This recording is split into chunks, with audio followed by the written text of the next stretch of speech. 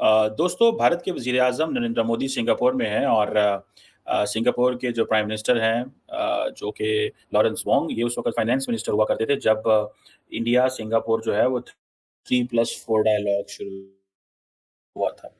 और अभी वो 2024 मई में वो प्राइम मिनिस्टर बन गए हैं जिनसे नरेंद्र मोदी अभी थोड़ी देर में मुलाकात करेंगे। इंडिया ऑलरेडी इस चीज़ को जानता था कि सिंगापुर की अहमियत क्या है और इसको कैसे लेके चलना है। जितने दुश्मन हमारे सियासतदान हैं, हमारी स्टैब्लिशमेंट जितनी हमारी दुश्मन है, इतने दुश्मन इंडिया हमारा नहीं है। इंडिया ने कब आके यहाँ धमाके किए हैं मुझे बताएं। कौन सी राह इधर आई हुई है, कौन से उनके मुजाहिदीन इधर आए हैं मुझे बताएं। भाई उनके फॉरेन मिनिस्टर ने साफ साफ मना कर दिया कि हम तो पाकिस्तान से बात करना भी पसंद नहीं करते। उन्होंने कहा कि अब वो दौर गुजर चुका है कि हम पाकिस्तान के साथ बातचीत भी करें। भाई किस लिए करें, सारी उम्र इनको गधों को समझा के मेरे समेत, ठीक है, हम गधों को वो समझाते रहे हैं कि लड़ाई झगड़ा छोड़ दो, आ जाओ। अपनी हमारी जनता जो है वो भूखी मर रही है। वाजपेयी इधर आया था ना, ठीक है, 92 में नवाज शरीफ के दौर में, वो ये कहता था आपके पास बिजली उस टाइम फालतू थी, हमें बिजली दे दो, गुर्बत खत्म करो, को ताल्लुकात अच्छा करो, तो पीछे से कारगिल शुरू कर दिया। इंडिया अब एक रीजनल हेजमॉन बनने के रास्ते पर चल निकला है ना। मतलब उसको बेशक अमेरिका की आशीर्वाद भी हासिल है, लेकिन वो एक हेजमॉन बनने की कोशिश कर रहा है। और साथ में चाइना को एक टफ टाइम देने की भी, एक फॉरेन पॉलिसी फ्रंट पे ना चाइना को टफ टाइम देने की काई भी वो है। और मोदी की अगर पर्सनैलिटी देखी जाए तो उसके खुद भी पर्सनैलिटी के अंदर भी उसके ये है कि मतलब ना एक वो समझता है कि मतलब इंडिया जो है ना वो एक एज ए लीडर, इस रीजन का एज ए लीडर उसने जो है वो ये बात साबित की है। अगर हम बात करें नरेंद्र मोदी की पर्सनालिटी की तो दुनिया के पसंदीदा तरीन लीडर है। यकीन करें ये लंडा जो आता है फ्रांस से, गोरों का, यूरोप का आता है ना, ठीक है, अगर ये ना आए तो आधे लोग पाकिस्तानी नंगे फिरें ये लंडे की वजह से। अगर ये इंडियन भी लंडा इधर भेजे ना, कसम से वो भी पहनेंगे, ये धोएंगे भी नहीं, कहेंगे बस सही है पहनो, सस्ते हैं, इंडिया ने भेज दिया, अमदाद ये इंडिया से भी लेंगे। ये इन्होंने इनकार नहीं करना किसी का। अब पाकिस्तानियों को चाहिए सबको कि अब हाथ ऐसे ना करें, अब ऐसे कर लें। टीपू सुल्तान वो ने कहा था शेर की एक दिन। हेलो दोस्तों, जैसा कि आपने हाईलाइट में देखा, ब्रुनेई के दौरे पूरा करने के बाद प्रधानमंत्री नरेंद्र मोदी सिंगापुर की यात्रा पर हैं। प्रधानमंत्री मोदी दक्षिणी पूर्व एशिया राष्ट्रीय के साथ रणनीतिक साझेदारी का गहरा करने के उद्देश्य से 2 दिवसीय यात्रा पर सिंगापुर पहुंचे हैं। इस दौरान सिंगापुर में प्रधानमंत्री नरेंद्र मोदी सिंगापुर के पीएम लॉरेंस वेग से मुलाकात की। आधिकारिक यात्रा के तहत पीएम मोदी सिंगापुर में 2 दिन रहेंगे। इस दौरान दोनों देशों के बीच अहम समझौते पर सहमति बन सकती है। तो दोस्तों चलिए देखते हैं कि पाक मीडिया इस वीडियो के ऊपर क्या रिएक्शन देता है और उनका क्या कहना है। मिनिस्टर नरेंद्र मोदी ने सीट बेल्ट बांध ली है और वो रुकने का नाम नहीं ले रहे। कभी यूक्रेन जा रहे हैं, कभी रशिया जा रहे हैं, कभी पोलैंड जा रहे हैं और अब सितंबर में इंडिया के प्राइम मिनिस्टर नरेंद्र मोदी ने अमेरिका का विजिट करना है, लेकिन उससे पहले वो बरनोई और सिंगापुर जा रहे हैं। अली अकबर साहब क्या कहना चाहेंगे? हमने तो दुश्मनों के दांत खट्टे करने थे, लेकिन हमारे सियासतदानों को दुश्मनों की कोई होश ही नहीं है। हम तो ख्वाबे खरगोश में सो रहे हैं, खराटे ले रहे हैं। हम कहते हैं जी हमारे सियासतदान आगे हैं, यही हमारे करता धरता है, यही हमारी फॉरेन पॉलिसी है और इन्होंने ही मुल्क चलाना है। इंडिया को देखें, इंडिया के प्राइम मिनिस्टर नरेंद्र मोदी किस तरह हर दूसरे मुल्क के साथ ताल्लुकात बेहतर करने में लगे हुए हैं। इंडिया के प्राइम मिनिस्टर नरेंद्र मोदी बरनोई के विजिट पर जा रहे हैं और ये तारीख का ऐसा विजिट है कि इंडिया का कोई प्राइम मिनिस्टर पहली बार तारीख में जो है बरनोई जा रहा है। अगर हम बरनोई की बात करें तो उनकी सकाफत 80% इंडिया से मिलती है। अस्सलाम वालेकुम। बात है कि सीट बेल्ट खाली मोदी ने नहीं बांधी, इंशाल्लाह शहबाज शरीफ ने भी पास ही रखी हुई है। वो भी जल्दी निकलने वाला है, बड़े मियाँ निकल गए हैं, इसने भी निकल जाना है। तो भाई पाकिस्तान में मुझे बताएं, मुशर्रफ के बाद कौन सा सियासतदान आया है कि जिसने पाकिस्तान को आगे ले जाने की सोचा है? जरदारी पर्ची के ऊपर आ गया था, हमदर्दी का वोट लेके आ गया था, नवाज शरीफ रो रो के आ गया है, मुझे क्यों निकाला, वो रो रो के आ गया। जब हमारी आवाम ही ऐसी है, जब हम इनके नौ मन आंसू देखते हैं, हम इनको वोट दे देते हैं, ठीक है। इनको क्या लगे, मुशर्रफ की अगर हुकूमत आई है तो उसका अजाब किसने डाला था? नवाज शरीफ ने। उधर उसको गर्मी लग रही थी, अटक किले में मर रहा था, मच्छरों से मर रहा था जी, मुझे डील करके निकल गया। उस टाइम 72 संदूक लेके गया है, ऐसे तो नहीं गया था ना अकेला, जाके वहाँ 12 फैक्ट्रियाँ लगाई, दामाद को भी ले गया, सारा कुछ उन्होंने। और एक भी पाकिस्तानी उसने उधर अपनी फैक्ट्रियों में नहीं रखा, ठीक है, सारे इंडियन रखे। और फिर हम बेवकूफ़ लोग हैं, उन्हीं बंदों को लेके आते हैं, फिर उन्हीं मदारियों को लेके आते हैं जो हमें तमाशा दिखाते हैं और कहते हैं ये तस्वीर बाद में दिखाएंगे, दिखाते नहीं है। तो ये हमारी आवाम का कसूर है भाई। हमारे पास सियासतदान एक भी सही नहीं है, कोई एक भी, मैं कहता हूँ कि एक भी सही नहीं है। अभी मौलाना साहब को कुछ होश आया, मरते मरते शायद उसको कुछ वो अकल की बातें कर रहा है, मगर इससे पहले उसने भी 50 साल में नहीं की है। अकबर साहब देखिए, पहली बात तो हमें अपने मुल्क में कोई बुलाना पसंद ही नहीं करता। अगर हम कहीं मतलब आप कह लें गलती से चले भी जाएं किसी इंटरनेशनल फर्म पे, तो हम कश्मीर के अलावा कोई मसला उठाते ही नहीं है। एक ही बात करते हैं, कश्मीर कश्मीर कश्मीर कश्मीर। हालांकि पाकिस्तान के इतने मसले हैं जिनको हल होने की जरूरत है। अब इंडिया के प्राइम मिनिस्टर नरेंद्र मोदी क्यों हर दूसरे दिन किसी दूसरे मुल्क के विजिट पर होते हैं? क्या वजह है? वो बरनोई क्यों जा रहे हैं? देखें, पाकिस्तान का सबसे बड़ा मसला ही है और ये कायदे आज़म छोड़ के गया है। उस टाइम भी इस्टेब्लिशमेंट ने कायदे आज़म को ये मुल्क बनाने दिया है, ठीक है। उस टाइम भी इस्टेब्लिशमेंट ने कहा था कि मुझे गवर्नर लगा दो उस टाइम की, मगर कायदे आज़म नहीं माना था। उसको पता था मेरे पास 6 महीने साल रह गया, उसने कहा जी मैं ही गवर्नर जनरल बनूंगा, ठीक है। इंडिया ने उनको बना दिया और इंडिया आज किधर पहुंच गया, ठीक है। सारी उम्र देखें, आज हम उन्हीं गोरों के पीछे भागते हैं, उसी के मुल्कों में को तरसते हैं, 80-80 लाख का वीज़ा लगाते हैं, ज़मीनें बेचते हैं, कर्जे लेते हैं, डंकी लगाते हुए जाते हैं, जिनको हमने निकाला था। भाई निकाला किस लिए था, ठीक है। उन्होंने देखें 30 साल से, जब से मोदी की हुकूमत आई है, तो इंडिया ऊपर ही जा रहा है, टेक ऑफ कर रहा है, जा रहा है। इंडिया को हर बंदा दावत देता है। मेरी ख्वाहिश है कि मैं भी उसको बुलाऊं, मैं भी अपने बुलाऊं, क्योंकि वो हर किसी से बिजनेस कर रहा है। बहुत बड़ी एक मंडी है, वो सबको देखिए। अभी ब्रुनेई वो ना भी जाए, उसको क्या फर्क पड़ता है, उसके तो 60-70 मुल्कों से तल्लुकात है। छोटा सा मुल्क है, 5 लाख की उनकी टोटल आबादी है, और उसमें अगर हम बात करें तो बहुत बड़ी तादाद में जो है इंडियंस रहते हैं। और ब्रुनेई का जो कल्चर है, सकाफत है, वहाँ पे जो मंदिर मौजूद हैं, वो मतलब 100% इंडिया के साथ मिलता जुलता एक छोटा सा मुल्क है। इंडिया के प्राइम मिनिस्टर नरेंद्र मोदी पहली बार जा रहे हैं। तारीख में ये जो विजिट है बहुत इंपॉर्टेंट साबित होगा। देखिए, मोदी की यही तो बात है, वो गरीब से भी मिलता है, अमीर से भी मिलता है, वो किसी को छोड़ता ही नहीं है। अभी वो ब्रुनेई ना जाए, इसकी जगह किसी और मुल्क का दौरा कर ले, रशिया चला जाए, चाइना चला जाए। देखिए, अमेरिका जा रहे हैं ना सितंबर में, उन्हें अमेरिका में इनवाइट किया गया है कि आप यूएन आएं और यूएन के आके जो समिट है उसको अटेंड करें। लेकिन अब आप देखें कि अमेरिका ने पाकिस्तान को नहीं बुलाया, हालांकि हमारा पूरा मुल्क अमेरिका के कहने पे चलता है।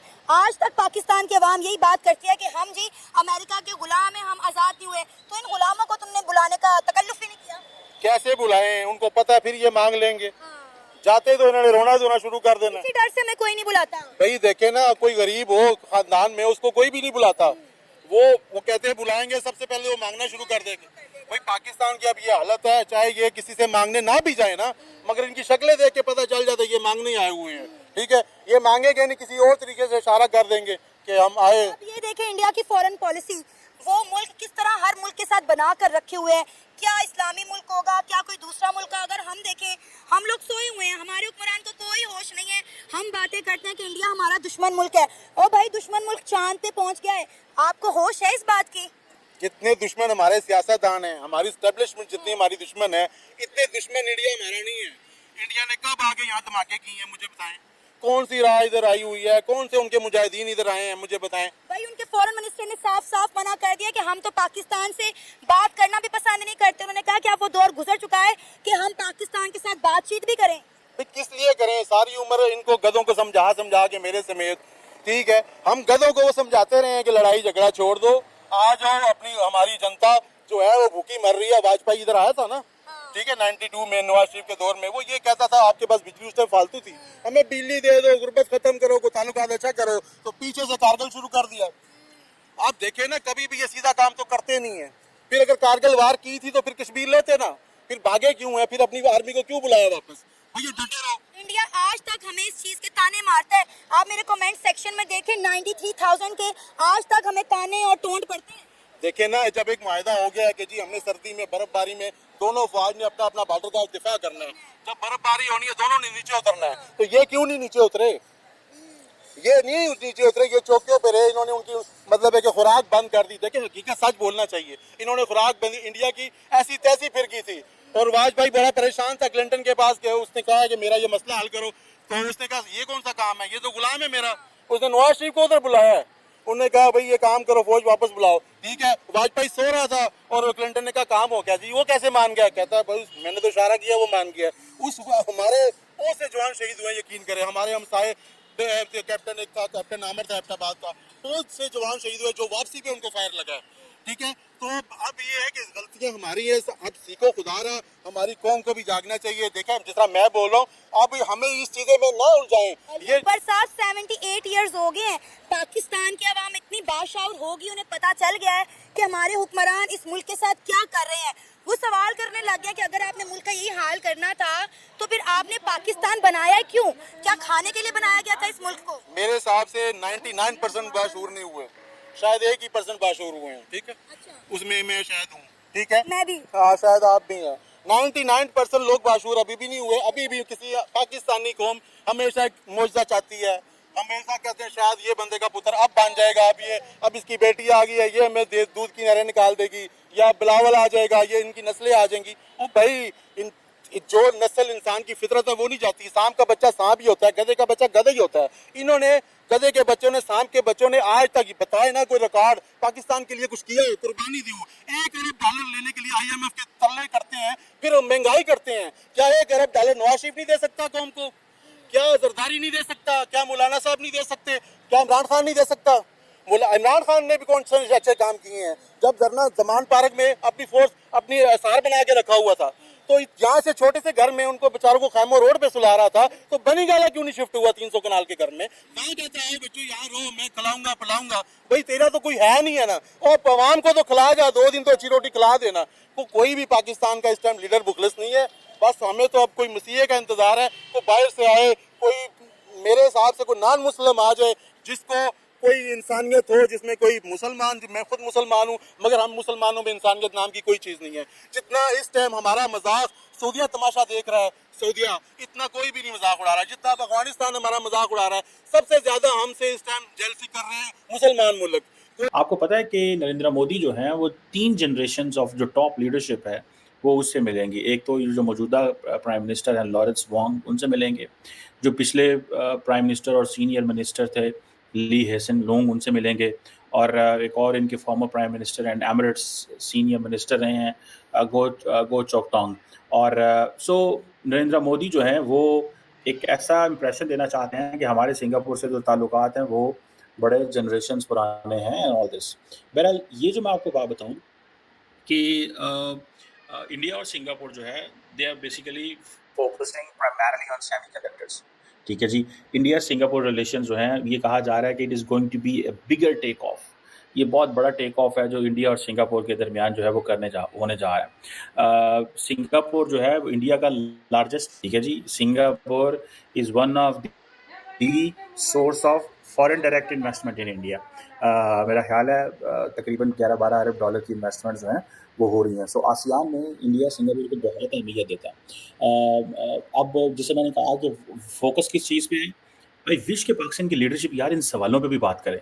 मैं आप जो चीज़ें आपको बताने लगा हूँ आप देखिएगा, have we ever heard a Pakistani prime minister talking about digitization?